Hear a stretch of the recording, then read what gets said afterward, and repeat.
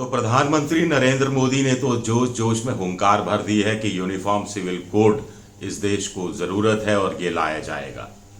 लेकिन क्या ये वाकई में लाया जाएगा या इसका हाल भी CAA नागरिकता संशोधन कानून जैसा हो जाएगा, जिसको पास किए हुए 2-2.5 साल हो गए हैं लेकिन जिसके अभी तक कानून नियम तक नहीं बनाए गए हैं, यानी वो कानून अमल में नहीं आया है। तो यही हाल किसका होना है? यूनिफॉर्म सिविल कोड का। CAA का इस्तेमाल हिंदू मुस्लिम करने के लिए किया गया था। बीजेपी कुछ जगह सफल हुई, कुछ जगह असफल हुई। अब यूनिफॉर्म सिविल कोड का भी इस्तेमाल क्या इसी रूप में किया जा रहा है? नमस्कार, मैं हूं आपका दोस्त विजय विद्रोही। आप मुझसे जुड़ चुके हैं, इसके लिए आप सबका तहे दिल से शुक्रिया। और अगले 7-8 मिनट में आपसे जुड़े रहने की कोशिश करूंगा। यूनिफॉर्म सिविल कोड, समान नागरिक संहिता, यह एक नया जुमला है, आप मानकर चल लीजिए। ये हिंदू मुसलमान करने की पूरी तरह से कोशिश है, विधानसभा चुनाव से पहले करने की कोशिश है, और कोई कानून वानून सरकार लाने वाली नहीं है। बहुत हुआ तो संसद में रख देगी, जिस पर शोर शराबा होगा और फिर डंका बजाया जाएगा कि हम तो लाना चाहते थे, विपक्ष ने लाने नहीं दिया, जैसा कि CAA के साथ हुआ था। देखिए, चाय से ज्यादा गर्म केतली होती है, तो ये यूनिफॉर्म सिविल कोड जो है ये केतली की तरह है, गर्म है, गरमाना है, हिंदू मुसलमान कर देना है। उत्तराखंड में भी सरकार बीजेपी ने यही किया कि सत्ता में आए तो UCC लाएंगे, वहां वो सत्ता में आ गए, लेकिन अभी तक कब बिल आएगा कुछ पता नहीं। और जो कुछ बन रहा है ड्राफ्ट, उसमें लव जिहाद और फिर उसमें धर्मांतरण, जबरन धर्मांतरण, सब जोड़ दिया है, जबकि UCC के दायरे में वो आता ही नहीं। मध्य प्रदेश में शिवराज सिंह कह रहे हैं कि UCC लागू करेंगे। अरे सत्ता में हो, कब लागू करोगे? और वादा करके भी आप चुनाव हार रहे हो, जो कि नया सर्वे बता रहा है। गुजरात में UCC लागू करने की बात की, लेकिन अगर नहीं कहते तो भी आप जीत रहे थे। कर्नाटक में ये बात की, लेकिन कर्नाटक में जनता ने नकार दिया, हरा दिया आपको, और अब आप केंद्र स्तर पर कह रहे हैं। सबसे बड़ी बात है, एक मजेदार बात है कि अगर यूनिफॉर्म सिविल कोड लाना होता तो उसको लेकर क्या राजनीति की जाती, क्या चुनाव में का ये इसको नारा बनाया जाता, क्या भाषणबाजी होती? चुपचाप एक बिल पहले ड्राफ्ट तैयार करो, ड्राफ्ट सर्कुलेट करो, बिल लाओ, बिल पास करा लो। किसने रोका है? लेकिन यहां इरादा तो है नहीं, इरादा तो नौटंकी करने का है, इरादा तो हिंदू मुसलमान करने का है। अगर साफ साफ इरादा यही होता प्रधानमंत्री जी का, जो उन्होंने कहा कि एक परिवार में 2 कानून ऐसे नहीं चल सकते, तो फिर मुसलमान यही क्यों बात की गई? आखिर यूनिफॉर्म सिविल कोड से सिर्फ क्या मुसलमानों का नुकसान हो रहा है? क्या इससे हिंदुओं का नुकसान नहीं होगा, या हिंदू प्रभावित नहीं होंगे? ये शब्द का इस्तेमाल बेहतर होगा, हिंदू प्रभावित नहीं होंगे। क्या हिंदू अनडिवाइडेड फैमिली एक्ट ये खत्म नहीं हो जाएगा? हिंदू मैरिज एक्ट नहीं खत्म हो जाएगा? सिखों के लिए अभी कुछ साल पहले एक अलग से सिख मैरिज एक्ट शुरू किया गया था, वो एक्ट भी खत्म हो जाएगा। उसका तो आप जिक्र नहीं करते। क्यों जिक्र नहीं करते? आदिवासियों का आप जिक्र नहीं करते। क्यों जिक्र नहीं करते?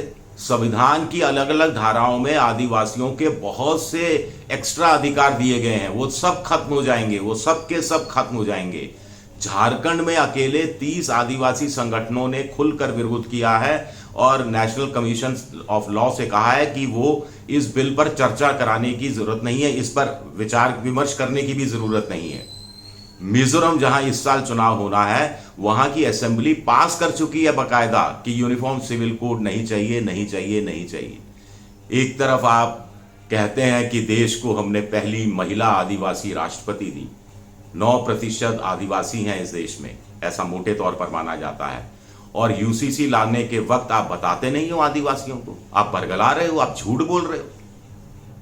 झारखंड में आदिवासी हैं, पश्चिम बंगाल में आदिवासी हैं, छत्तीसगढ़ में है, मध्य प्रदेश में है, तेलंगाना में है, महाराष्ट्र में है, राजस्थान में है, और भी कुछ जगह है। आप ये क्यों नहीं बताते प्रधानमंत्री जी कि ये यूनिफॉर्म सिविल कोड आएगा तो आदिवासियों को जो अधिकार दिए गए थे संविधान के तहत, अलग अलग बहुत सारी परंपराएं, रस्में, वो बहुत सारी चीजें हैं, बहुत कॉम्प्लेक्स है चीजें, वो सब भी खत्म हो जाएगा, वो सब भी खत्म हो जाएगा। हिंदू अनडिवाइडेड फैमिली एक्ट के तहत अभी भी बहुत से हिंदू परिवार हैं जो अपने आप को संयुक्त परिवार के रूप में घोषित करते हैं इनकम टैक्स रिटर्न दाखिल करते वक्त, और 14-15% की रिबेट ले जाते हैं, वो भी खत्म हो जाएगी। और भी अल्पसंख्यकों के लिए जो बने हुए कुछ नए प्रावधान हैं वो भी खत्म हो जाएंगे। इसका जिक्र क्यों नहीं होता? सबसे बड़ी बात है कि नीयत ठीक नहीं है। सबसे बड़ी बात है कि विपक्ष की एकता के प्रयासों से बीजेपी में बेचैनी है, खेमा परेशान है। इनको लग रहा है कि एक लंबी लकीर खींची जाए। अब देखिए, मानसून सत्र अभी शुरू होने वाला है जुलाई में, तब तक तो नेशनल लॉ कमीशन की रिपोर्ट भी नहीं आएगी, यानी तब तक लागू नहीं होगा। फिर शीतकालीन सत्र दिसंबर में होता है। दिसंबर में राजस्थान, मध्य प्रदेश, छत्तीसगढ़, मिजोरम में चुनाव हो रहे होंगे, तब भी लागू नहीं होगा, तब भी इंट्रोड्यूस नहीं किया जाएगा। उसके बाद अगले साल राम मंदिर का काम बन जाएगा राम मंदिर, और फिर उसके बाद बजट होगा, और उसके बाद बजट सत्र आखिरी सत्र होगा, उसके बाद चुनाव हो जाएंगे। तो बजट सत्र में क्या लाएगी सरकार? मुझे मुश्किल लगता है। हो सकता है इंट्रोड्यूस करके छोड़ दे, सिर्फ इंट्रोड्यूस करके छोड़ दे। टेस्टिंग कर रही है सरकार, बीजेपी सरकार, की मध्य प्रदेश, राजस्थान, छत्तीसगढ़ के विधानसभा चुनाव में ये जो नारा फेंका गया है, ये जो जुमला फेंका गया है, इसका कितना असर होता है। पॉजिटिव असर हुआ तो अच्छी बात है, नेगेटिव असर हुआ तो क्या करेंगे?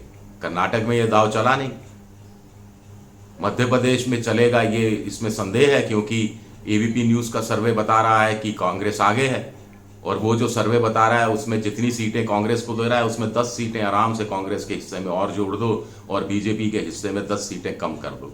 तो ये कर्नाटक का हिसाब से मैं कह रहा हूं, कर्नाटक में भी ऐसा ही उनका सर्वे आया था, तब भी मैंने यही टिप्पणी की थी जो सही साबित हुई थी। अब यूनिफॉर्म सिविल कोड की, समान नागरिकता संहिता की आखिर देश को जरूरत क्या है?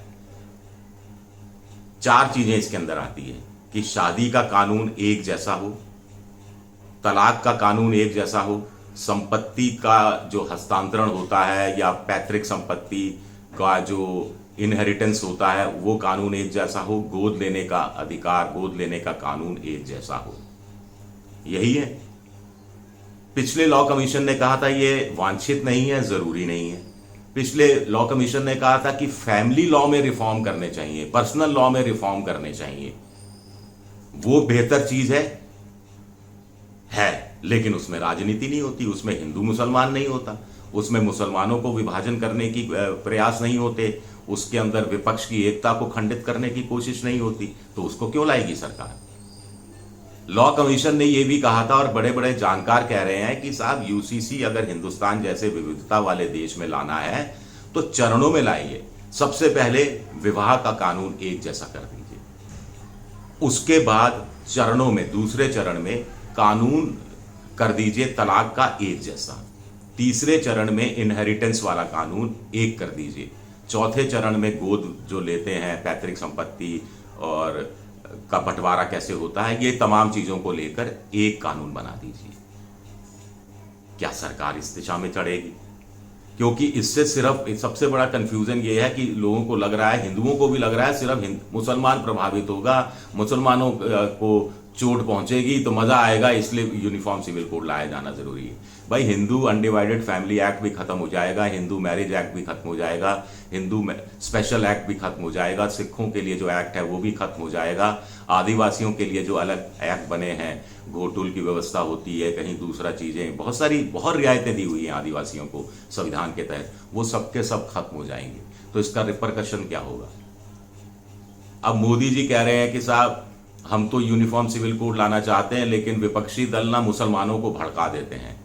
आप बिना आदिवासियों का जिक्र किए, बिना हिंदुओं का जिक्र किए आप जो कह रहे हैं, तो ये क्या भड़काने का काम नहीं है? कॉमन सेंस की बात है कि इस नजरिए से भी देखने की जरूरत है कि ये एक राजनीतिक जुमला है, ये एक पॉलिटिकल पॉइंट स्कोर करने की कोशिश है, ये एक चुनावी जुमला है, ये चुनाव में हिंदू मुसलमान करने की कोशिश है। इतना तक देश के लोग समझें, हिंदू भी समझें, मुसलमान भी समझें, सिख ईसाई सब समझें, और उसके हिसाब से फैसला करें कि वोट किसको देना है और क्यों देना है, किसको नहीं देना है तो क्यों नहीं देना है। शुक्रिया आप सबका, बहुत बहुत शुक्रिया मेरा ये वीडियो देखने के लिए। पसंद आए तो लाइक कीजिए, सब्सक्राइब कीजिए, शेयर कीजिए, और ये जो घंटी जैसी आकृति है बेल आइकन, इसे दबा दीजिए ताकि नया वीडियो आए तो तत्काल आपको जानकारी मिल जाए। विद्रोही 7 मेरा ट्विटर हैंडल है, विजय विद्रोही 7 के नाम से मैं इंस्टाग्राम पर हूँ, और फेसबुक पर मेरा पेज है विजय विद्रोही पेज। शुक्रिया, बहुत बहुत शुक्रिया।